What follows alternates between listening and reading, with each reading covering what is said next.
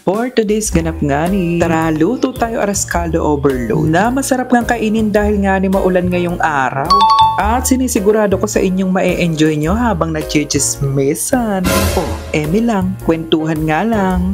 Nagtungo nga ni kami ni Ate Girl sa aming Marsirupa sa Sapa. Matagal-tagal na nga rin ang huli kaming makapunta dito. Kaya naman dito nga lang namin napagpasyang magluto ng aras caldo. Ito nga ni yung manok namin gagamitin. Mukha nga lang siyang maliit pero 2 kilo't kalahati yan. Para nga ni makapagsimula na ng pagluluto, ay tinegilo na nga niyan ni Ate Girl. Christina, ano yan? Sinabi ko nga ni sa kanya ay tanggalan na nga rin niya ng balahibo.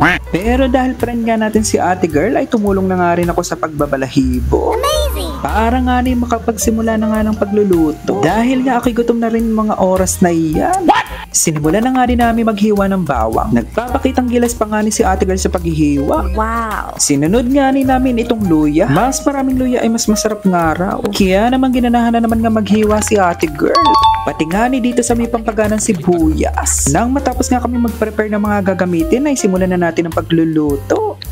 Sa mahiwagang kaserola ay maglagay lang tayo ng mantika. Kapag nangainit ka nga ni ay ihulog mo na nga ang luya. Tapos ay imekos-mekos mo nga lang ni. Bago nga ilagay iring bawang. Kapag nga nag-aromatic na yan, ay ilagay na nga iring mga sibuyas. Then imekos-mekos mo nga lang yan. Kailangan kumakalampag ang kaserola. Pagkaraan nga ng ilang minuto ay ihulog na nga ang mga manok.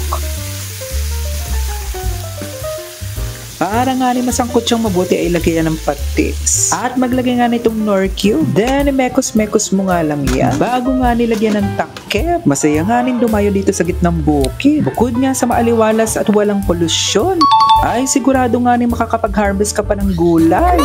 Kahit nga ni wala kang tanim.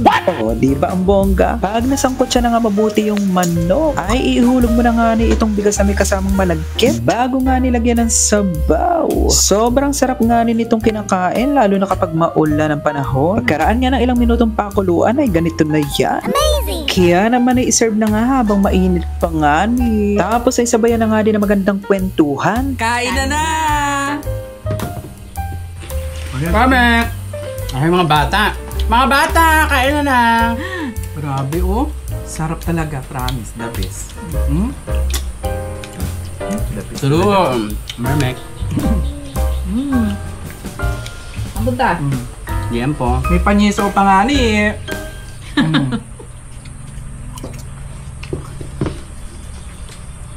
Hindi na magkakamila ko nito. Grabe oh. Sarap talaga, promise. The best.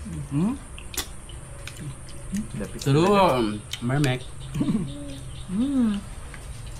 Ang punta? Yan po. May panyiso pa nga ni.